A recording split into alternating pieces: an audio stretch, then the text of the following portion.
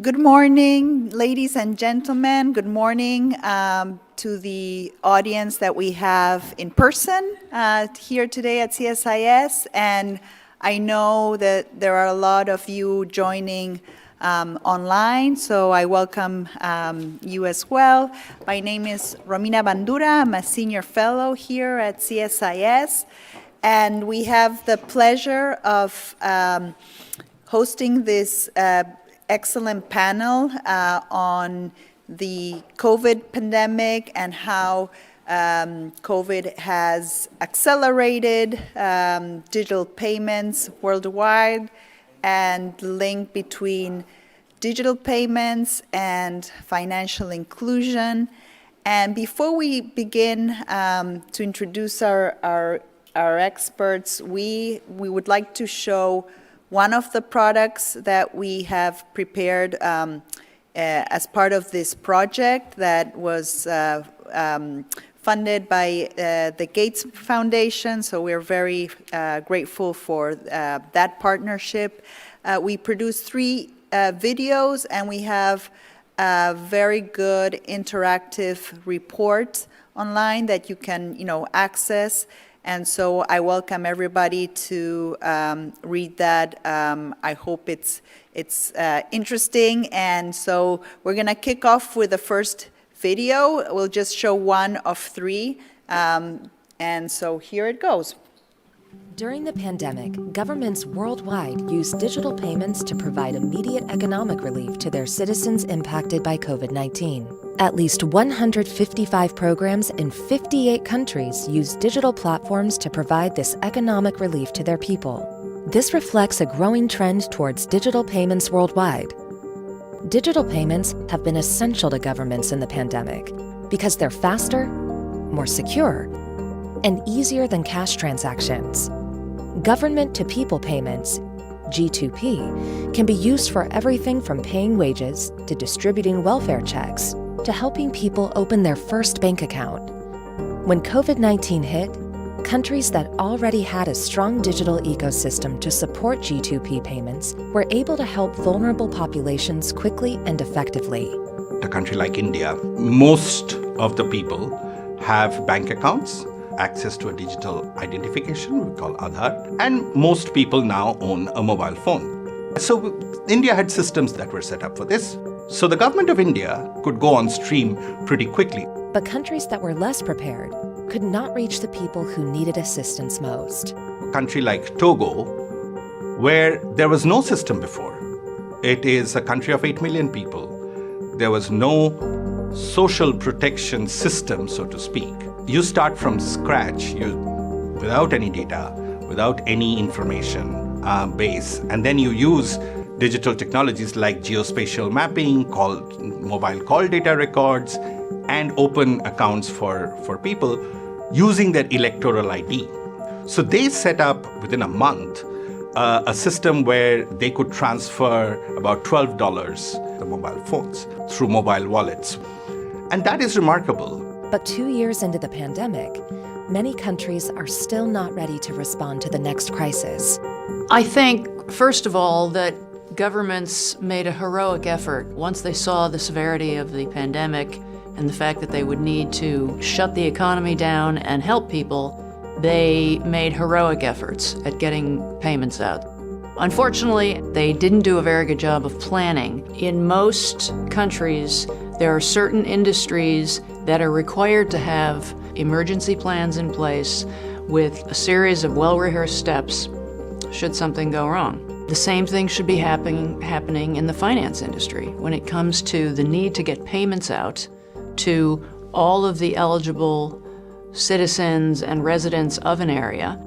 Addressing the flaws in digital ecosystems begins with increasing financial and digital literacy in populations and staff, and depends on ensuring easy access to IDs, the internet, and communication about these programs.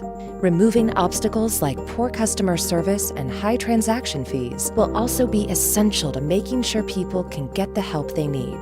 Finally, by maintaining up-to-date social registries and allowing recipients to choose delivery methods that work for their lifestyles, governments can improve the access and impact of their social assistance programs.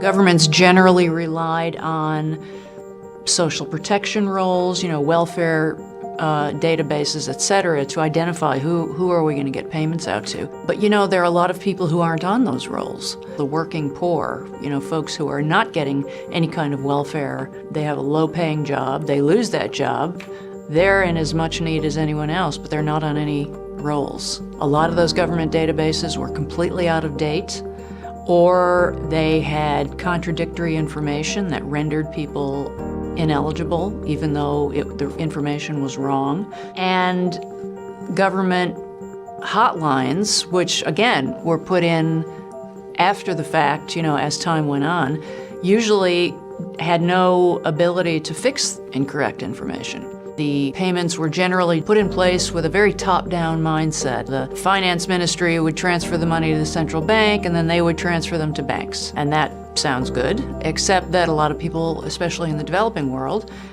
don't have bank accounts. So national ID needs to be broadened. Infrastructure in general, there needs to be far more attention paid to making sure that power and telecommunications, especially voice and data, are available all over the country, and not simply relying on the private market to do this. So there needs to be more planning on how to make sure this can be easily done. Digital payments have become essential during the pandemic, and they are here to stay. But for countries around the world to have a faster and more effective response to the next crisis, the time is now to invest and strengthen the ecosystems that make digital payments such a force for social good.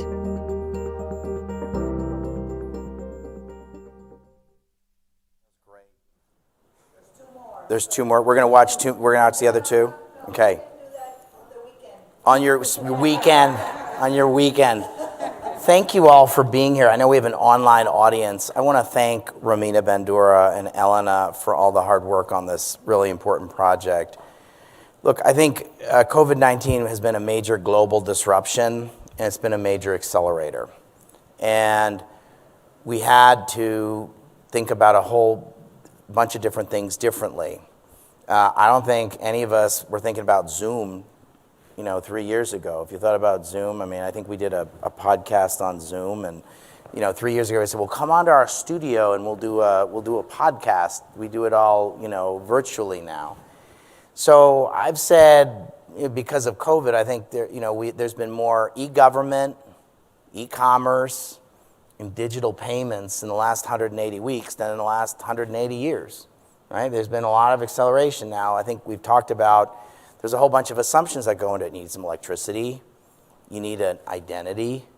You need lists. People need to be treated as people.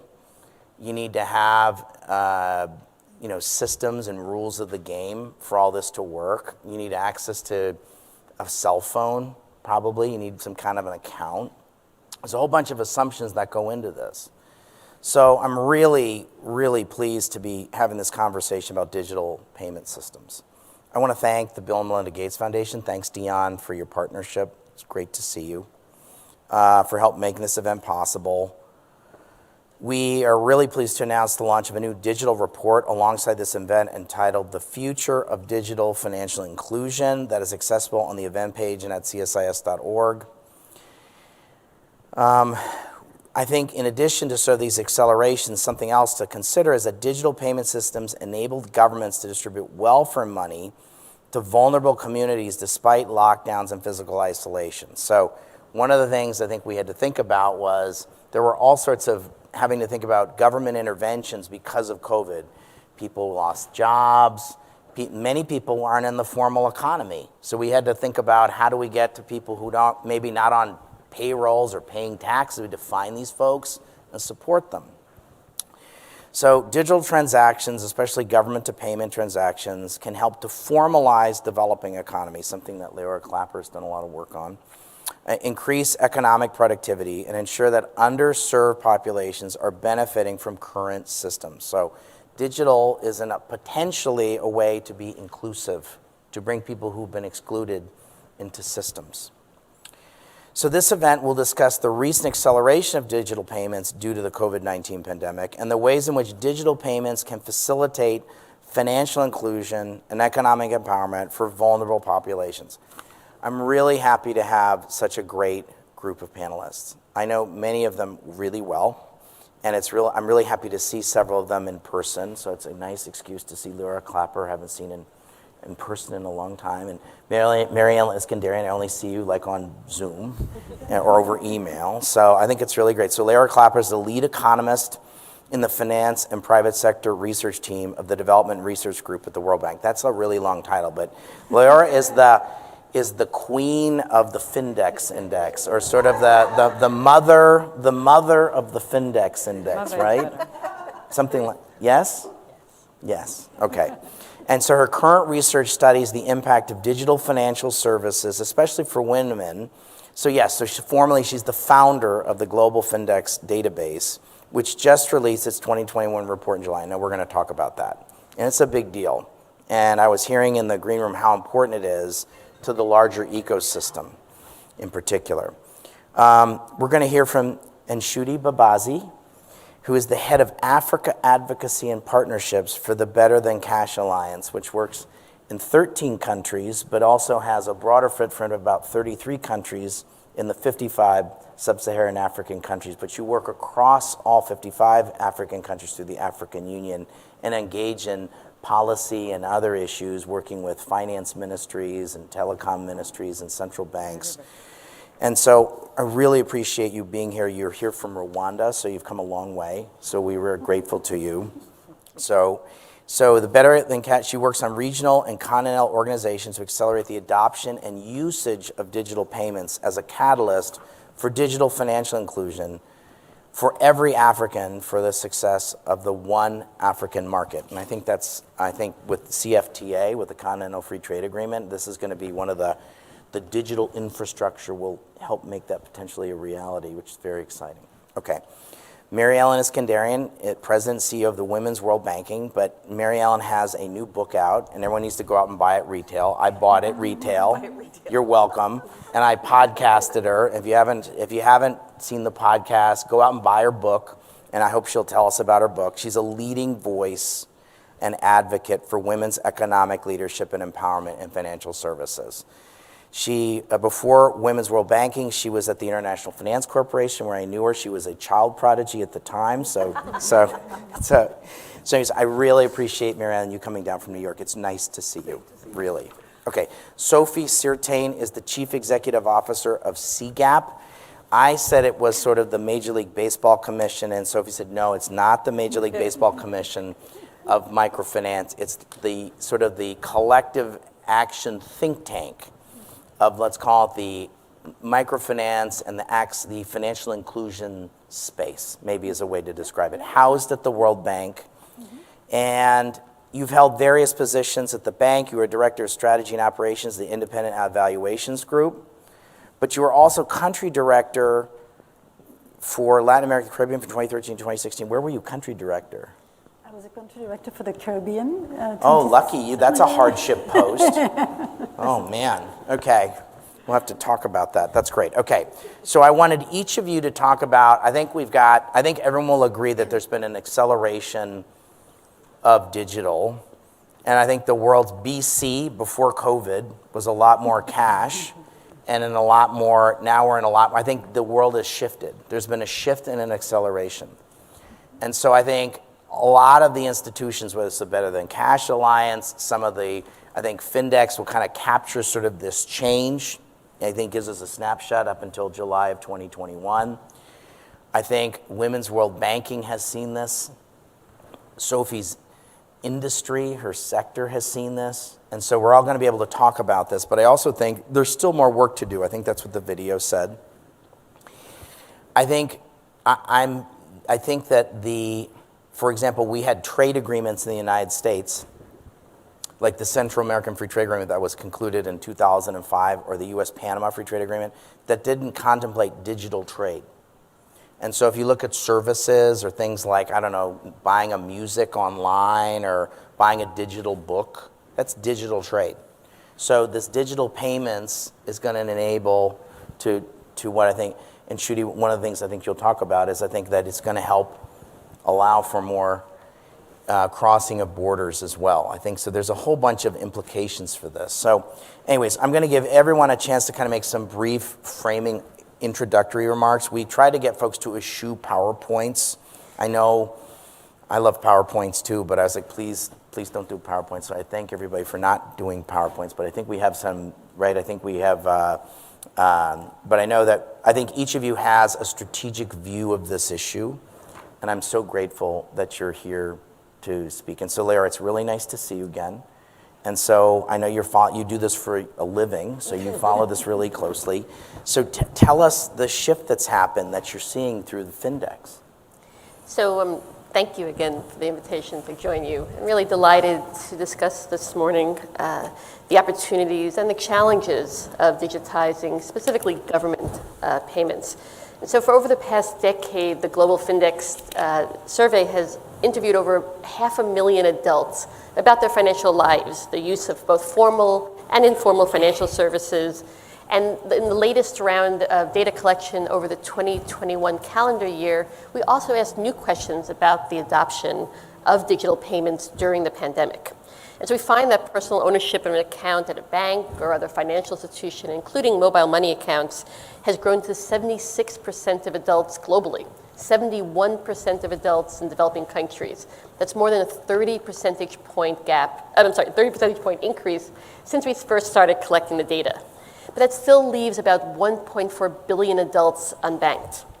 And so we all heard during the first year of the pandemic about the ways in which digital technologies enabled people in wealthier countries to pivot to hybrid work and to leverage digital channels to conduct everyday businesses, from ordering groceries to curbside delivery. And in developing countries, social distancing, mobility restrictions, the perception that cash is unsanitary really accelerated the shift to digital payments as well, and also to the opening of millions of new accounts. And it wasn't just about making payments, although we find that 40% of adults who bought groceries using a phone or a card did so for the first time during the pandemic. A third of adults who paid their utility bills directly from an account did so for the first time during the pandemic. Could you repeat those statistics, just those couples? So 40% of adults who used a card or phone to pay a merchant did so for the first time during the pandemic. Okay, so think about that. So I don't think like Venmo, like stuff like that, right? No, you're rich. In rich country. I want to remember. You live in a rich country. I'm sorry, excuse me. Everybody who's watching this, and everybody who's here is in that category. In that category. Yes. In developing countries, you're more likely to use your phone to view a QR code to pay. Or in sub-Saharan Africa, in the mobile money-driven environment, you're more likely to text using a like P2P. M-Pesa. Using like M-Pesa as a Firecom account, text the vendor selling tomatoes on the street to buy your groceries. But the point is, Leora, that 40% did it because they were pushed into it. They had, before 2019, 40%, there was a 40% shift in the 3 years from 2018 to 2021. Okay, of adults making a merchant payment, 40% did so for the first time. But yes, I mean, in Latin America, interestingly, a region that had been pretty stagnant for 3 rounds of data, we saw this massive adoption of primarily card-based payments because it was needed. I mean, many countries, many regions had that digital readiness, but the pandemic and the necessity digital payments became a lifeline for small business owners during the pandemic when there was really no alternative. But in addition to the acceleration in making payments, we also saw a dramatic increase in many countries in the use of accounts to receive payments. Government payments, for example, Colombia very quickly opened over 1 million bank accounts to disperse transfer payments. Paying people directly into an account allowed for to quickly get money to people in need. We also saw it for private sector employers. In Bangladesh, over 2 million women opened account. Really? Garment workers opened account to receive money. The government created a support program for the garment industry, for the export industry, but the catch was money had to go directly into the accounts of the workers. It didn't go through the factories, and therefore over 2 million women were able to quickly open accounts with both mobile money providers and or banks to receive their wages. And in addition, especially in the private sector, many workers went home when factories were closed, and this enabled workers to get their last wages even in those conditions. And so, just for a moment to talk about, the really clear benefits to individuals of having access to financial services. A really important takeaway is that digital payments is far more than just a convenience. Maybe for me, it's just a convenience, but for people in developing countries, it's really a game changer.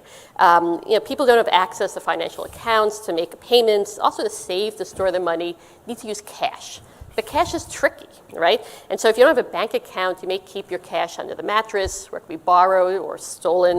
In contrast, what we really see and what the research shows is having an account gives you greater security, privacy, and control over your money. And there's lots of rigorous research showing the benefits of digital payments. Work we've been doing shows that paying salary workers into an account makes them more likely to save compared to workers paid in cash. We also, making it easier for people to use accounts, for example, through access to a debit card, almost tripled the percent of government transfer beneficiaries in Mexico who kept savings in their bank accounts. And financial inclusion can help achieve broader development goals. So there's an experiment that provided digital saving accounts to Kenyan households. It boosted high school enrollment by about 6%, a third higher than those without access to financial services. And there's also, there are more economy-wide benefits to having an account, which I'll mention is also discussed in the 2022 World Development Report, which we put out last year. The access to formal banking services can help people save, access appropriate credit to invest in business, educational opportunities, and also small businesses. Merchants, why it's so important that merchants started to receive digital payments, why we want to keep that momentum going, is because merchants who pay their suppliers electronically, who receive payment from their customers electronically, can build a digital transaction history. And these are increasingly being used in new financial risk measurement models to predict loan repayment, which is enabling increased access to working capital and other financing for smaller, traditionally underserved businesses. And over time, this can lead to economic growth and greater employment. It also helps build financial resilience. The global Fendex data importantly finds that only 55% of adults in developing countries say they could reliably come up with money if they had an economic emergency.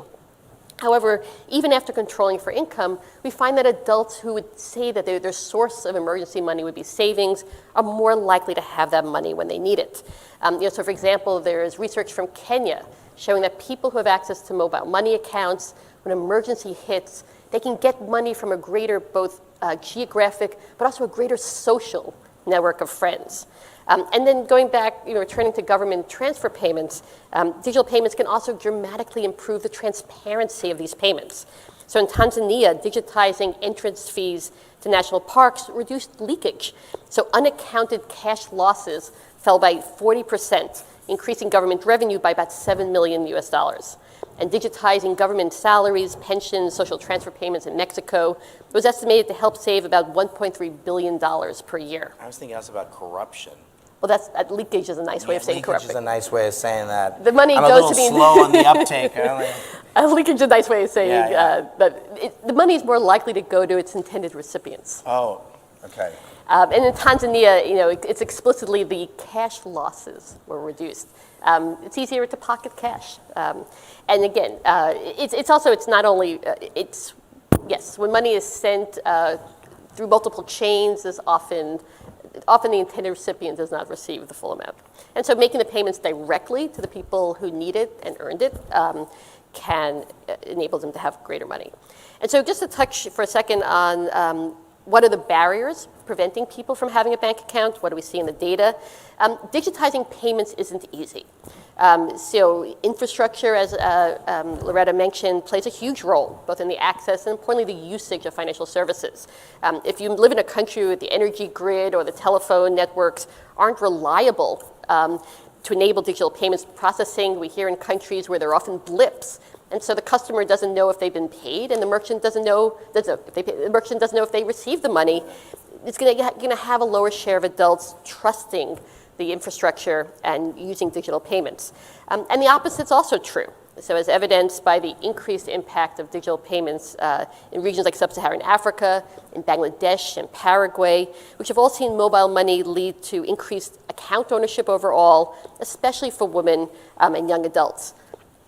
And so just to return to the question on where are the solutions? And so I won't get into how women often face even greater barriers, which I'm sure my colleagues on the panel will talk about. So where are the solutions coming from? So let me conclude with, as being discussed this morning, governments can really take the lead in digitizing payments. So 57% of adults with an account open their first account to receive a payment from the government, whether that be a wage or a government transfer payments. Really a testament to the ability of the government to take the lead in advancing financial inclusion. We also see that receiving a payment into an account can be a catalyst for greater usage of the accounts. So for example, a government workfare program reaching over 100 million people in India found that women who received their benefits directly into an account were more likely to get and keep their jobs compared to those paid in cash. Just think about the number, 100 million people. But what's important is that the biggest impact was on those whose husbands initially were most opposed to them working. And so there are hundreds of millions of unbanked adults who are receiving cash payments from the government, from the private sector, from the sale of their agricultural products. And so, for example, 85 million unbanked adults are still receiving government payments in cash, including 13 million in Indonesia, 9 million in the Philippines. And then, again, importantly, the private sector also has a role to play, especially large global value chains who are sourcing in developing countries as an important sustainable standard to be paying their workers electronically. It creates an electronic trail of fair wages. And for the workers, we know it gives them, again, this greater privacy, security, and control over their monies. We've been doing work with Bangladeshi factory workers and showing that giving workers an account, some of them, after receiving an account, continue to be paid in cash. Some receive electronic wage payments. And those who receive their wages directly into an account more than double their savings. They cut back on impulse purchases. They're better able to manage their financial risks. Also importantly, they're able to use accounts themselves. They're able to send money directly without using an agent. And they're able to avoid paying listed additional fees. So the overall message being that there are certainly challenges, but creating a safe and responsible environment for digital payments can really lead to savvier financial customers. So Thank you. I'm taking away that billions of people, not hundreds of millions of people, billions of people shifted in the last 3 years into digital payments. Is that fair? That might be too high a number. Okay, but a billion. A lot. How about a billion? I'd have to do the math, Okay, but a lot. I mean, I've got these numbers, 100 million people in India, just as like one number. I wanted before I ask Nshudi, I want to ask each of you, and I'll start with you, Sophie. I want you each to talk about why is Fendex important to you? This is a loaded question. So let me start with you, Sophie, and then Marielle, then Nshudi, if you could. So just give me why is Fendex important from where you sit? Absolutely fundamental to what we do. For me, Fendex is my compass. It's my evidence base. If I don't have Fendex, I don't know what I'm trying to address. I don't know what is the problem I'm trying to address, and I don't know what's working or what's not. So it's my Bible. Absolutely. What she said. But in terms of, are there certain things that you use Fendex for, Mary Ellen? In addition, I mean, it is your compass, but tell me a little bit, how does your organization use Fendex? Well, just having good, reliable data that is the gold standard, that we are all sort of talking a common language is critical. But one thing that I've always been very grateful to Lior in particular is the focus on the gender gap, and that she has always been, and always made sure that the database has looked at how does financial inclusion look differently, how is it addressed differently, how are solutions different between men and women. Nshudi, do you use Fendex? Yes, we do. Okay, I suspect you do.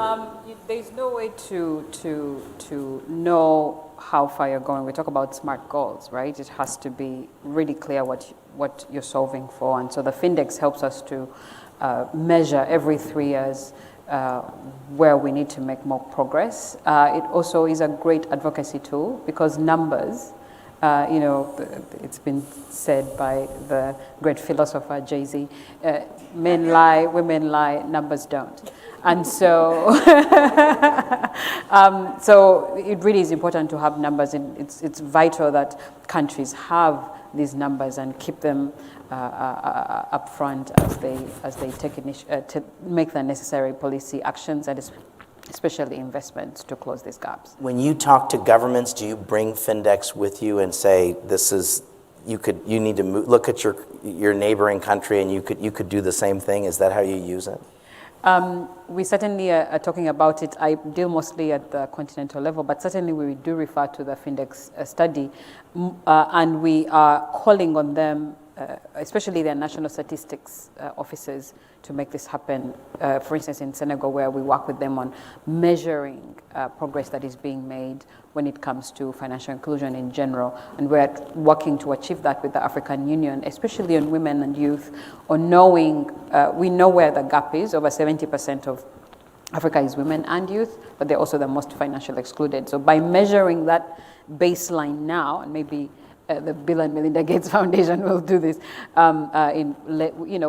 following the example of Fendex, to measure where are we now as a continent and measure this towards 2030, where we can say that we closed the gap. This is the decade of the African woman's financial and economic inclusion in Africa, championed by the African Union.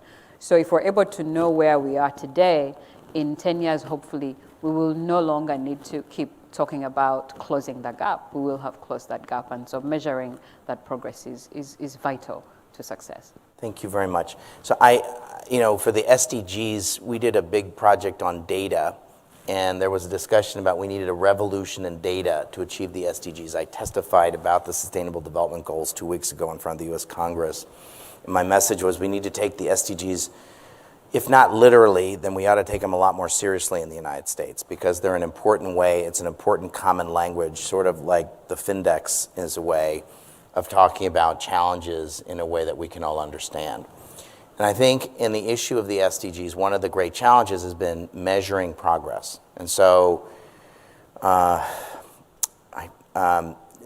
of the great development scholars at Brookings talked about, as part of the high-level panel for the SDGs, that we needed a revolution in data. And I think in some ways Fendex provides one piece of the revolution in data that was needed back in 2015. So Leora has always been ahead of the curve, and so I think one of the things that she does, it's really critical for us to continue to make progress on financial inclusion, is to make sure that Fendex continues to work. So. And to add, Fendex headline data is SDG goal 8.10. So it's important that the... Now I know. I'm going to be really good at a cocktail party. And no, it's quite, and this was a tremendous amount of advocacy by also my colleagues, the organizations on the panel, to ensure that financial inclusion, ownership of an account, was recognized as a sustainable development goal. So, Nshudi, thanks for being here. I particularly appreciate you coming. I know you came. You had other things you're doing in New York, but I'm going to count as if you came all the way from Rwanda to be here. So I'm particularly grateful. So I'm hoping you can. You're looking at this at a continental-wide level, all 55 sub-Saharan African countries. I'm hoping you'll. I know you have a number of remarks that you'll make, but I'm hoping you'll talk about my friend Sina Lawson and what she's doing in Togo, because if she's watching, hi Sina, but she is someone I know really well, and I'm hoping you could tell the story about what's happening in Togo in addition to any comments you might make. So. Sure. COVID-19 was the great accelerator for digitization and digital payments, because governments shut down. I'll take the example of Rwanda, where I'm based. We shut down, I think, March 20th, and the country didn't open up until August, September of 2020. At that time, central bank said, let's remove all fees when it pertains to digital transactions. and that was done instantly by all the financial service providers. Then cash withdrawals were limited. And this is something that you saw across the continent. Digital payments grew by over 400% during this time. Those who were transacting with cash, we could see videos on the news, were wearing gloves, or if they were not wearing gloves, they counted the cash, quickly sanitized, because it was seen as this thing that you could get COVID from. But more importantly, from a government to person payments, social benefits are being delivered digitally. And that allows many of the underserved to have an account for the very first time, have that mobile phone as well, in many cases for the household, begin to transact. What needs to match that is the merchant acceptance that she's talking about. Because as much as you may receive your payments digitally, it's vital that you have acceleration of merchant payments. And that is something that, as a result of COVID, the more businesses accept digital payments, whether you're selling my favorite snack of roasted plantain and peanuts on the side of the road, or a supermarket. Can we get that in DC? I'm sure we can organize some of that. But everybody, whether you're selling a fresh coconut water or you're a supermarket, accepting digital payments is vital. Payments is what we do every single day. And so by government being faced with this issue of shutting down, but the economy must continue, really elevated the urgency for digitization. At this point, you don't need to convince anyone that digital is important or digital payments is important. The work that we need to do is on accelerating that, making sure that every household has a digital payment tool, that women in that household have an account in their name as well, because we cannot afford to have one person included and not the other. And given that women typically manage the affairs of the family, it's only right that they have an account. So what Togo did was to, they rolled out Novisi in 10 days, a record. It's really a record to go from development to delivery. And this is a place that wasn't really focused so much on digital, but with COVID, they needed to act very quickly. And they also added a little extra for women because of the very reason I stated, that they are the ones who are managing the home. A little extra for those who are especially poor. And they use data in satellite data, everything possible to make that happen. And so when countries such as Togo, Rwanda, everybody is waking up to digitization, it's we really have to thank a crisis for that. And it's getting us to now, how do we prevent the delay in delivery of services? We saw in Uganda where cash was the fast way of getting social benefits out during the pandemic. That delayed significantly because of data verification, etc. So, a few millions got lost along the way in the process. The next disbursement they made was digital.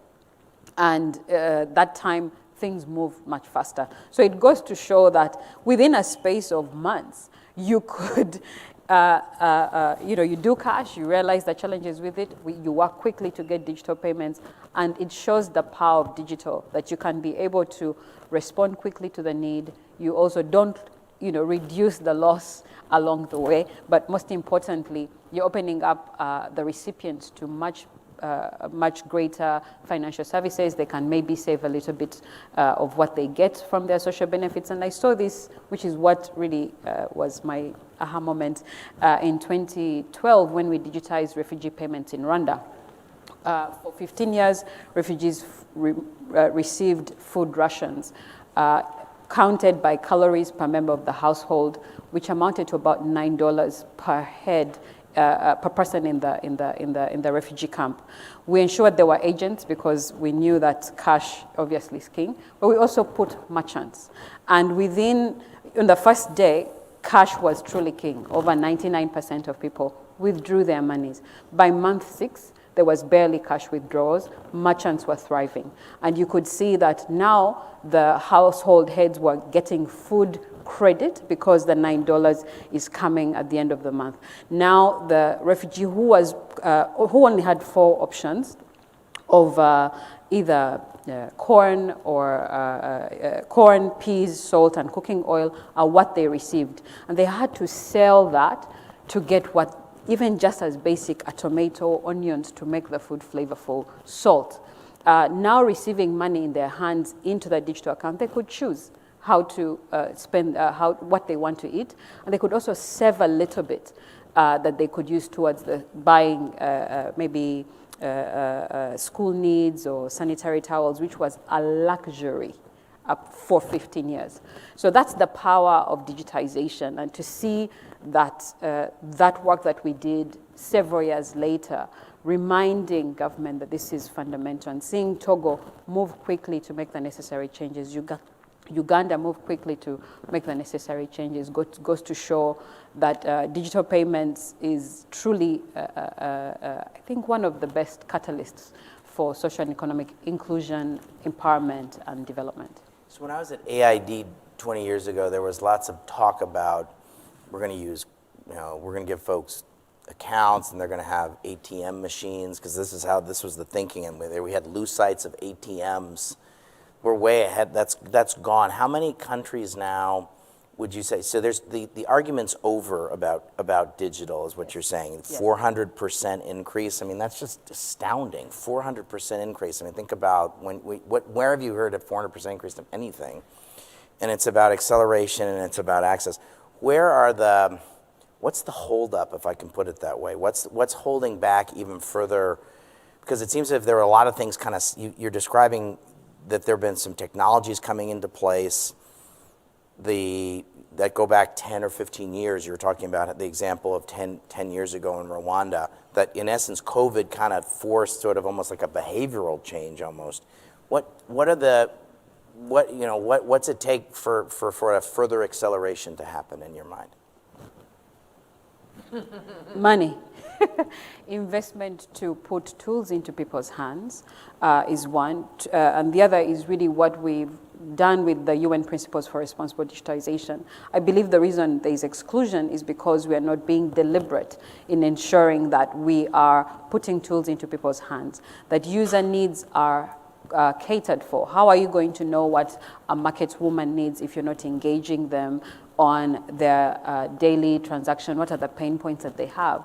When we walk the streets of Ghana to get my favorite snack lady digitized, the one thing she talked about is when someone comes to buy the plantain, I have to look for change, loose change to give back. The other thing is security, and I also can't get any kind of credit with the money. But traditional service providers, which are definitely banks, typically would build a branch, put the ATM in place, get a POS, put it at a merchant. But that can't work for majority of businesses in Rwanda. So we are a mobile-first businesses in Africa. We are a mobile-first continent, so we need mobile phones into the hands of people. 2, we need to go and deliver products that cater to everyone's needs. The woman's safety is important. The underserved, such as, if I'm deaf or I'm blind, I cannot be excluded. I can still be able to build my life, contribute to the economic development of the country by having a digital tool in my hand. Then designing these products in a way that they serve everybody, and ensuring that when something happens, which Dr. Clapper talked about, what did you call it? When connectivity fails, there has to be recourse that is clear. That should something happen, we don't want anyone in ambiguity that you received the money or you didn't. Recourse is clear, my money is back as quickly as possible to nurture trust. Trustworthy payments, which is essentially the responsible, when you apply responsible practices, you get to that, is fundamental. So we must make the investment in the tools. We must make the investment in building and nurturing that trust. It's a heavy lift in the beginning to build merchant acceptance networks. But the good news is everyone with a mobile phone has an account in waiting, has a POS in waiting, and therefore we can quickly speed up ID as we saw in the video, identification, infrastructure, so that everyone has coverage, and then these accounts that allow people to pay, and the network where they can be able to pay digitally. It would be fantastic when the Minister of Finance of any country can say, I can pay digitally everywhere I go, and it's the same experience for underserved in the most remote villages or on a refugee camp or whatever it is that we're doing. So that equality in service, that equality in access to insurance, in access to whatever it is that you need, a mortgage, a loan for school fees for the kids in case you need it, is made easier with digital payments. And Shruti, one of the things that I've seen as I've followed this over time is that there seemed to be, one of the challenges has been fights among the central bank, the finance ministry, the regulators, the telecoms regulators. Are those sorts of things, have those been largely resolved? Did COVID sort of kind of push that aside? I mean, when BC, before COVID, that struck me as like that was one of the big impediments, was getting different government ministries to kind of sing from the same hymnal. Is that less of a problem today? You know, I think what's most important is for the government to take leadership by defining the vision, and it can only be done collaboratively with all the ministries. We define the vision for financial inclusion. We set the targets. We define specific roles and responsibilities for everybody and follow that up. With that happening, there is no fights or trying to say this is my thing and this is not your thing. And we've seen this in Rwanda, where the Ministry of ICT and Innovation is overseeing all aspects of the digital economy. And where it's necessary to work with the central bank, they'll work on, say, a national sandbox or a fintech policy, etc. Where it's the Ministry of Finance, where we need to work on a financial, maybe digital payments campaign. How do you bring everyone on board to get things done? So those, I think the territorial, COVID removed that narrow thinking of fighting for territory, but rather how quickly can we deliver solutions. And now our advocacy is really around uniting, being a united front through a national vision and coordinating it in a way that we're all doing everything that we can to put tools into people's hands that will work for them, rather than all these unnecessary petty fights around who does what, who owns what.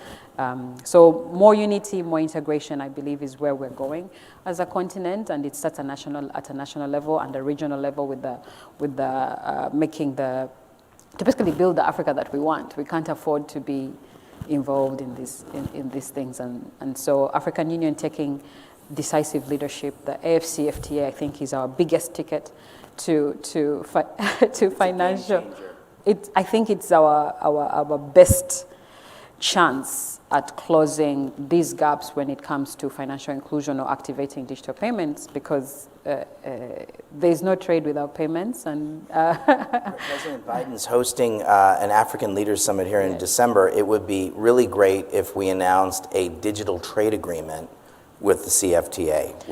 What do you think about that? So the AFCFTA is actually working on a digital trade protocol. We've learned from, as we were looking at what has been done elsewhere in digital trade as far as trade areas are concerned, there is not much. So the Secretariat is being deliberate around digital trade.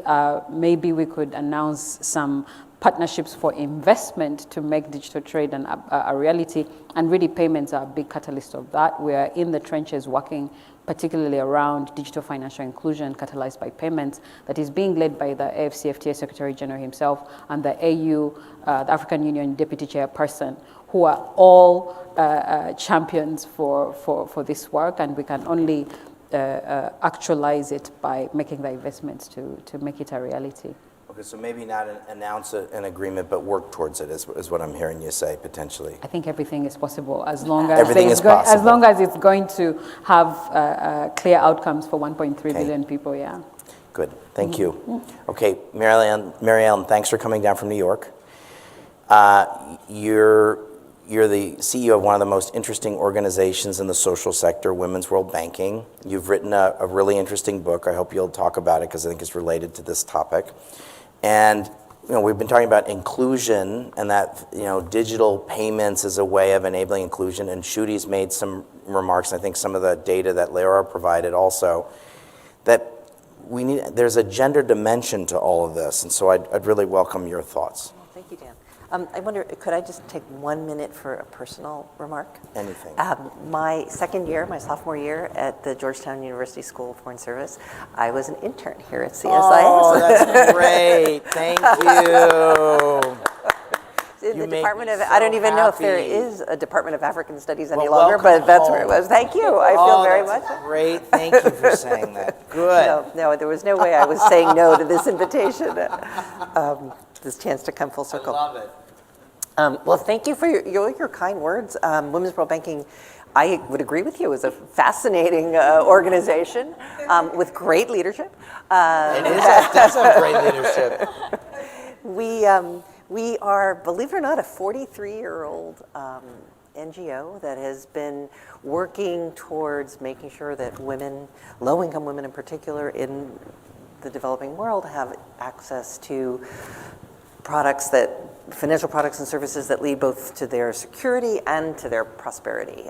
For the first, I'd say maybe 25 years of our existence, we were more or less a sort of membership organization for some very high performance microfinance institutions. But it was really with the introduction of digital financial services, with the launch of M-Pesa, and just seeing extraordinary opportunity that was possible, that it just kind of blew that whole model open. Because now any organization, any company, a fast-moving consumer goods company, a cell phone manufacturer, a bank or a microfinance institution that sort of had that line into a woman's life could become sort of fair game for reaching her with financial services. And so today we're still very much a network organization, but the 62 members of the Women's World Banking Network include, over 30% of them are fintechs, for example. We still work with microfinance institutions, but we also have banks, insurance companies, mobile network operators, digital banks, whole array of partners that are now on the playing field. And perhaps most importantly, together they serve 138 million women clients. So we are, through that network, able to reach a very wide swath of women who are currently financially included, perhaps though still underserved and looking for more and better and more reliable and less expensive financial services.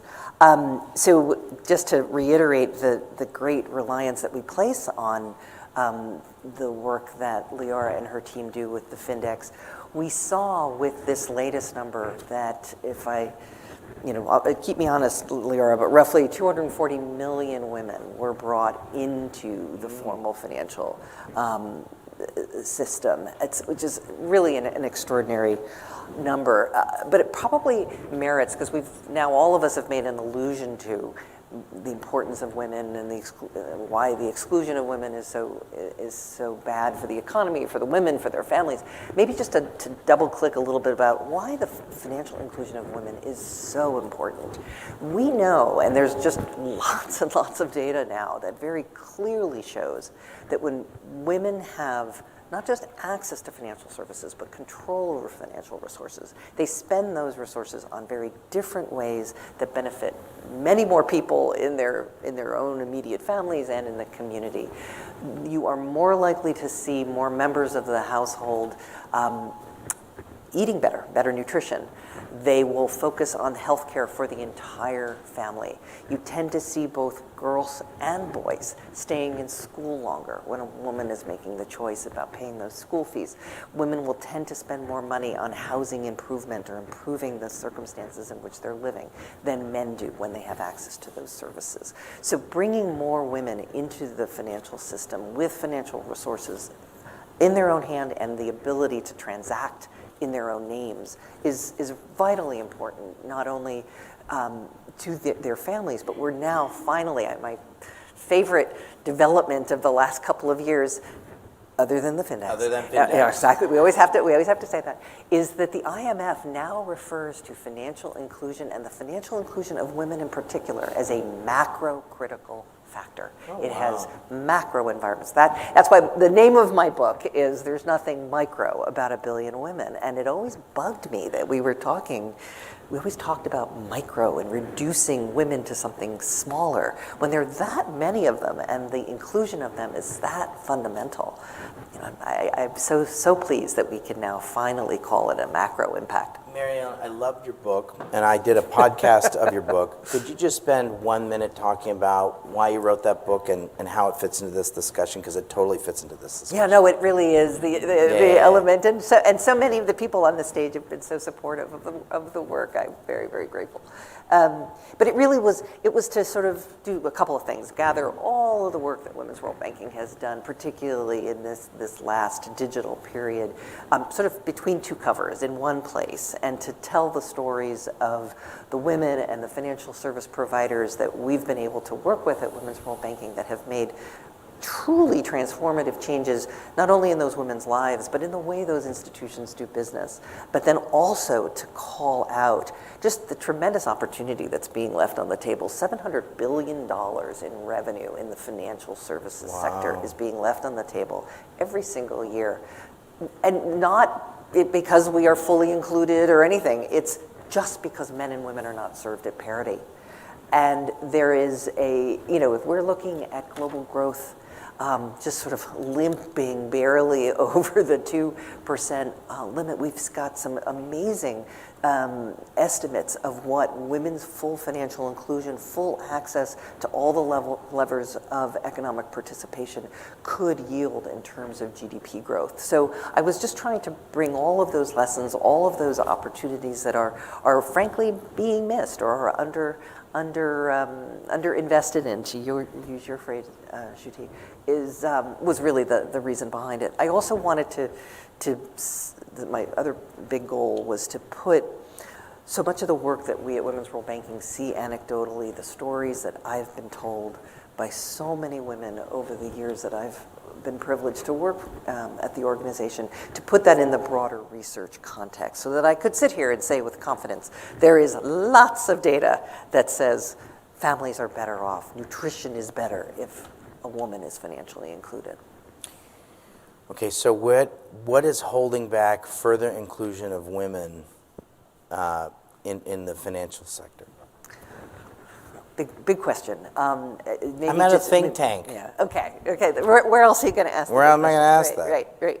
I think just a moment of celebration about the 240 million women. That's a huge deal. You know, the fact that we're going to have a celebratory lunch afterwards.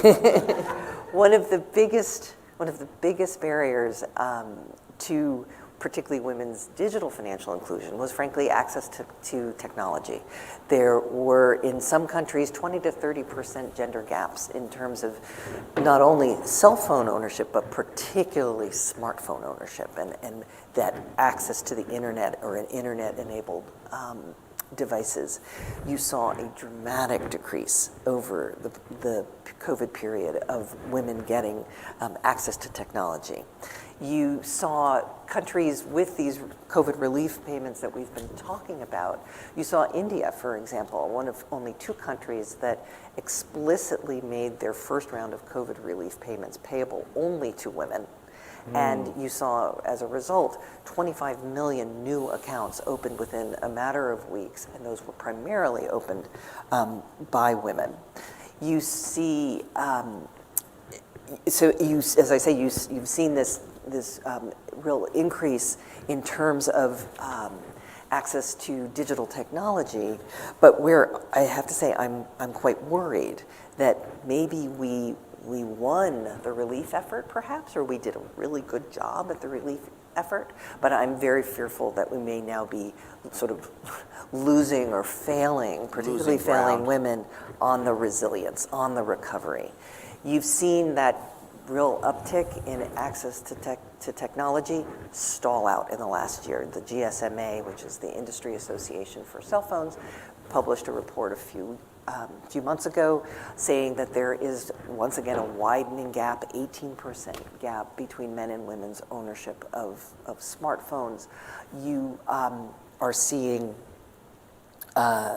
you're seeing that these accounts that have been opened are being left dormant. They're not really being used. And you're seeing a greater percentage, frankly, of dormancy amongst women than amongst men. I got that from Fendex. So we've brought all these people into the financial system. How do we keep them there? How do we make our products relevant to their lives? And I think that's really where I'm very excited about the work that Women's World Banking is doing. Just to give one example about the way we're thinking about this challenge. So I mentioned India being very focused on COVID relief payments for women. So you saw really almost really once in a lifetime moment where you saw women with larger bank balances than men. And we know, again, from years of research, we know that women are actually more attracted to the formal financial system as a safe place to save than they ever were as a place to borrow. And so, maybe the microcredit industry had things a little bit upside down, but we know that women like to save in a safe place. They want to get the cash out of the house, out from under the mattress. And so having this this once-in-a-lifetime opportunity, we worked with one of the largest state-owned banks in India, Bank of Baroda, which had, I think, roughly about 15% market share of the really quite impressive sort of no-frills bank account called the Jan Dhan account that many low-income Indians opened over the last several years, but again, where we were seeing great dormancy rates. So we saw this great opportunity to take advantage of these larger savings balances, and we designed a product that if women and men could demonstrate a pattern of development. We saw that if you had 6 regular payments over a fairly defined period of time that the client was committing to, you had them. They were yours. And so we built a product that once you demonstrated that, you would become eligible for an overdraft emergency facility, which having the ability to borrow in a moment of emergency was very, very motivating for this client base. We found that women were 1.5 times higher, more likely to commit to savings and to join us on this product. They are actually much more, if you look over the lifetime value of this clientele, they are more likely to be profitable for Bank of Baroda than male clients. And the exciting part of that, and what we're particularly excited, hadn't really expected to see, is we've introduced women agents who are working to attract these customers. They are very popular, both with men and with women. They got higher sign-up rates than the male agents. They had better sort of conversion from sign-up to actual savings. The clients, again, both the men and the women that were signed up by the women agents maintained higher balances, and they were better at getting the client to sort of cross-sell into another product, an insurance product.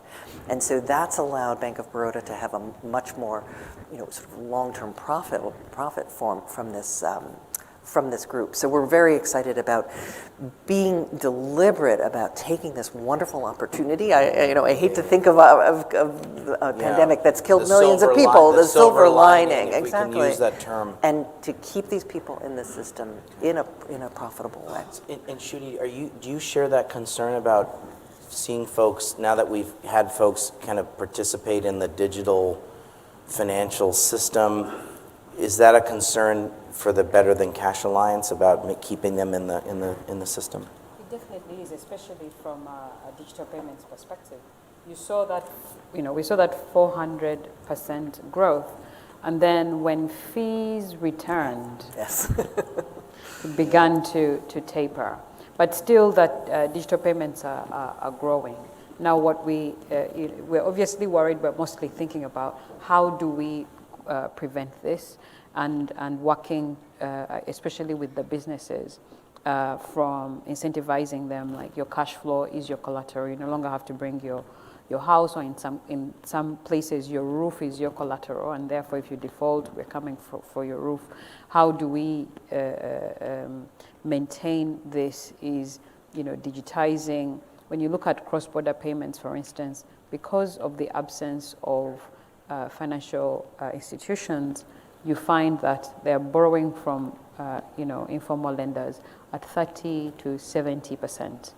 And yet they're borrowing on average $8. And so if you're going to convince me to go digital, you need to give me an incentive that, you need to make sure that I don't have to pay twice when I cross the border, because they'll buy the currency of where they're going to,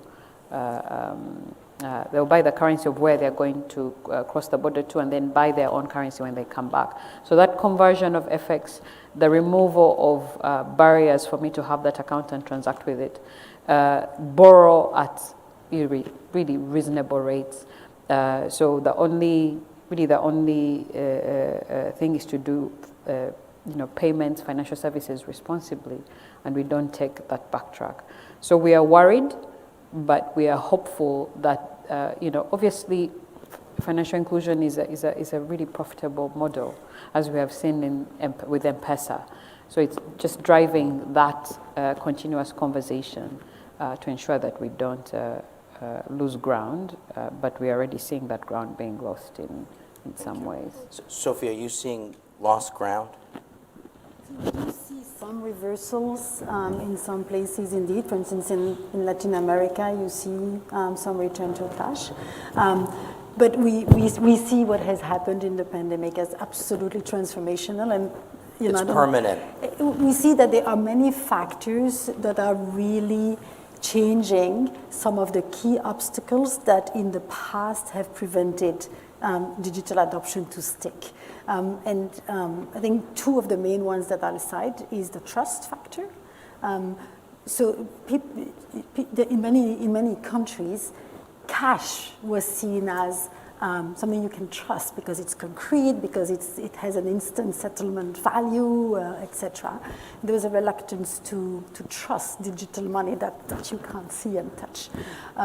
There's also a lot of, and so what the pandemic has done is actually build that trust, because people have had no choice, and they've started to see the convenience of using digital means of payments, but they've also seen the many advantages, for instance, those that Mary-Ellen mentioned before in terms of agency, privacy, especially for women. So we see women actually saying in many countries, there's a study, for instance, in Bangladesh, where 80% of women who receive their social benefits digitally say they prefer digital transactions, digital payments than cash. So we see trust being built, and that's foundational. The second thing that we see that is really foundational is the fact that it's actually addressing the two key barriers that typically have prevented financial inclusion from reaching the poor, which are the high cost of serving them with brick and mortar institutions, etc., and the data gap that you have about, especially informal businesses, etc. And what digital financial services are doing is reducing the cost very significantly for all financial services providers, and secondly, allowing everybody to start generating a new data trail. And that's especially fundamental for informal firms that typically have been excluded from more formal ways of borrowing, etc. So these changes are transformational and are likely to mean that the impact is going to be long-lasting. We're very positive. So what are some of the things that you think are going to be needed for us to continue on this path? I mean, you are in touch with all the different actors, governments, tech players, banks. Talk a little bit about how you see progress continuing. What's going to continue for us to continue on this path? So I think the most important probably to realize is that having people accessing the financial sector, accessing financial means and using them is just really not the end of the story. It's an essential step. It's probably a necessary condition even, but it is really not the destination that none of us working on financial inclusion would want to celebrate, because it's really not the outcome we want to reach. The outcome we want to reach is really, as I think Mary-Ellen, you said, that everyone on the planet has the financial means they need to live a prosperous life or to be resilient to shocks, etc. So I think what's coming now for us is a reflection about how we leverage what has happened, the fundamental changes that have happened, how we leverage all these accounts and these G2P transfer mechanisms to provide the poor with what they need, for instance, in the current circumstances where they face the food crisis and very significant inflation in many countries that's totally regressive, where they're likely to be the most affected by the climate crisis and shocks that are coming, and also to address some of the very structural problems that development is facing, including gender inequality. So I think that's the next step. That's the policy agenda from now on. How do you do that, and why is this important? It's not just because it's necessary to help the poor, but it's because it requires intentional design. It's not going to happen just by creating the systems. If you want to protect the poor against, for instance, climate change, you will need to really rethink about how you design these systems in terms of who's eligible, how is it going to be funded? The amounts that will be needed will be massive. What are the triggers I'm going to use? How can I link that with early warning systems? All that reflection still needs to happen, but it is now that it needs to happen. It's absolutely necessary. And I think I want to pick on what you said about about women, because I think that's also a super important, in a way, agenda that we have an opportunity to make progress on because of what happened. And Mary-Ellen, I think you said exactly the same. However, it's not going to happen if you don't design intentionally with that objective in mind, whether you're a government, a financial service provider, or any stakeholder like us who's trying to foster financial inclusion. We need to have women financial inclusion, women empowerment and equality in mind as we designed the next steps. Sophie, are you getting that kind of demand from your clients in developing countries? I mean, we've heard about there's sort of now an acceptance from Nshuti about this is on the agenda on the continent, just as one example. Are you getting the demand? Are we going to have let me call it a policy demand signal for this sort of intentionality that you're talking about? Very, very much so, actually. So I think more and more people realize that financial inclusion is a means to an end, and that it is really essential to address the challenges of the world today. So they really see financial inclusion, and especially digital financial inclusion, as a means to include people in the digital economy. I think we've talked about that a lot today. That's fundamental for general inclusion, for general prosperity. So to reach a more inclusive development, financial inclusion is an absolute necessary pathway, especially when it's digital. And then they also see it as I said before, a very important set of tools for people to address the shocks that you know. I mean, you saw with COVID. Yeah, whether it's health, whether it's climate, whatever it is. Yeah. You need to build resilience at the household level. If you want to have resilience, you need digital payments. Yeah. Okay. Well, you need digital services, not just payments. Digital services. You need insurance, digital you need infrastructure. savings. Yeah. Okay, so I want to give each of you a minute. So I know I've gone a little bit over time, but this is a super interesting conversation. As you can see, this was like a great panel. Like we got the right people for this conversation, right? It's clear. We know these are folks who do this on a daily basis, really know what they're talking about. I want to give each of you a minute to sort of reflect a little bit on the conversation and any sort of parting thoughts that you have about this. I'm going to start with you, Leora, and give you a chance to just reflect on anything you've heard here that you want to react to, or there's something else you wanted to add, and then Nshuti, and then also Mary-Ellen, and then Sophie. So go ahead. Thank you again for catalyzing this wonderful conversation. So digital payments, including government transfer payments, is really a catalyst for people to use their accounts. So for example, we're finding that of adults who receive a payment into their account, over 40% say they're using their account to save, almost twice the general population. And perhaps, incredibly important finding the Fendex is the use of mobile money accounts to save. Bank accounts aren't really set up for very small, low frequency, high frequency, low denomination payments that the poor make for savings. I always refer to savings as the most important payment to oneself. And so, that a quarter of adults in Kenya and Ghana, 15% of adults in sub-Saharan Africa, tell us they're using their mobile money accounts to save because it's convenient, it's affordable. And so, as the panelists were saying, encouraging people, especially those who are receiving accounts, through auto deposit savings and through other incentives to increase their savings is a really key to building financial resilience. All right, I'm not going to be fair because I do want folks to kind of do a final reflection, but let me ask for a favor. So I think that when we talked about intentionality, Sophie, earlier, I think there are values embedded in technology, and there's values designed that are part of technology, and we make choices about technology. So and there's some risks associated with that.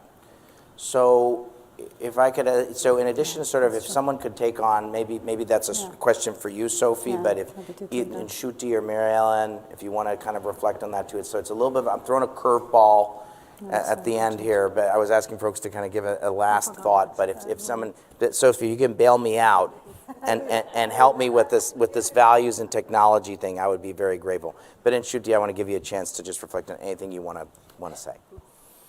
Responding to what you're saying, the UN principles for responsible digital payments are particularly around bringing those values. We recognize the importance of digital financial inclusion for sure, and are making those investments. There are lots of benefits, but there are also risks.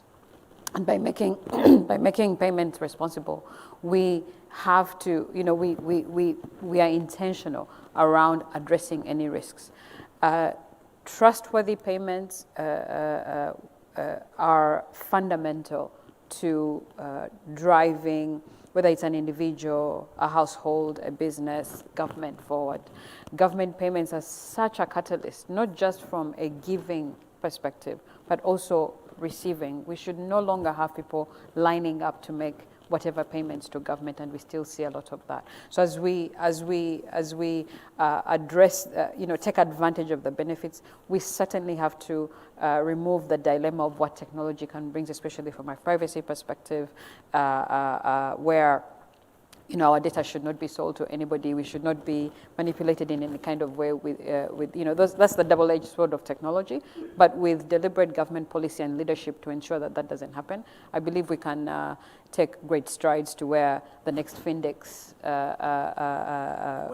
when it comes out, 2024, the one after that, we've really taken several strides, especially when I read the number around what it will take to close the gap of women inclusion. We can't afford that delay, and I think our fastest opportunity is what people do every day, which is paying, and making it safe is a priority, and we have to check everybody that is providing all these services. So I'm excited that these conversations are happening, and it's important that anyone with the convening power continues to champion this, and we certainly need a lot more champions for fair payments that work for everyone and leave no one behind. All right, so Lara, we're gonna convene this same group when your next Fendex comes out. Okay, Mary Ellen. So my reflections kind of range across the whole conversation in different ways. I really was grateful to you for the sort of double click on intentionality, because we know, particularly for women, that if there isn't an intention, it just really won't happen. And I was so struck. I did not appreciate how quickly Togo had been able to move. That was news to me. I did exactly the thing you told us not to do. We're having a party foul here. Yeah. I did it too earlier. I apologize to our digital audience. But it really rang such a bell for me, because they were also one of the few governments that, unfortunately, very soon into the lockdown period of the pandemic, they recognized that women were incredibly vulnerable in their homes and domestic violence had skyrocketed, and they took immediate, and they made some very important immediate payment decisions and put some infrastructure in place around that. So I'm just enormously impressed by how intentional Togo has been in response to women. And then just one last thing, this whole question of trust is so fundamental and is one of the things that will hold us back from greater financial inclusion. I loved when you said when fees came back. I don't think people necessarily begrudge the payment of the fees, but boy, do they hate surprise fees. Do they hate things that they haven't really been explained very well? So we can't afford to delay putting really good consumer protection in place in the digital realm, as soon as possible. Okay. So thank you for asking the question on consumer protection, because my team would have been really unhappy if I didn't touch You're upon welcome, that. Cgap team. My last thought before I come to that is really around opportunity. So for me, what stands out from this conversation is the opportunity that we have to leverage what has happened with G2P and financial inclusion, digital financial inclusion, to make the lives of the poor and everyone better going forward. So that's what stands out, but a lot remains to be done. And one of the things that remains to be done is to carefully monitor, understand, and take care of the risk that comes with that. And the risk comes in many different angles. There is the issue of transparency, and Fendex is very useful. Another very useful contribution of Fendex is they tell us that 1 in 5 adults who've used digital payment, etc., have faced unexpected fees on the 1 in 5 adults receive electronic wage payments. Okay. Thank you for correcting me. But the point is there is still a very large agenda around fees and around transparency.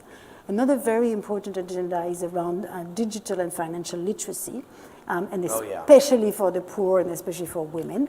But that's very important because you realize that a lot of the people who are using the digital financial means need help. And again, Fendex confirmed that they need help of a family member or of an agent.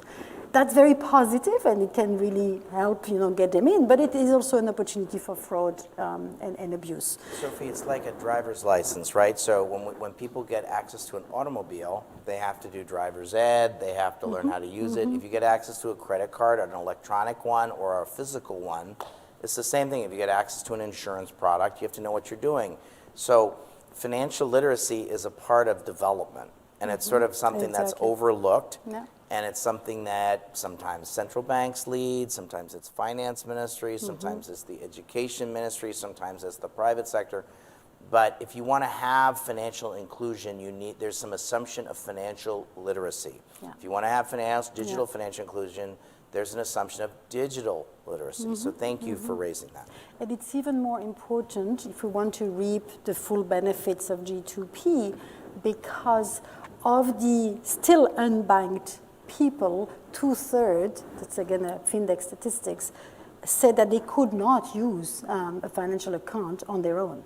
So we are getting to the range of people who are even less literate digitally and financially. So that is really important.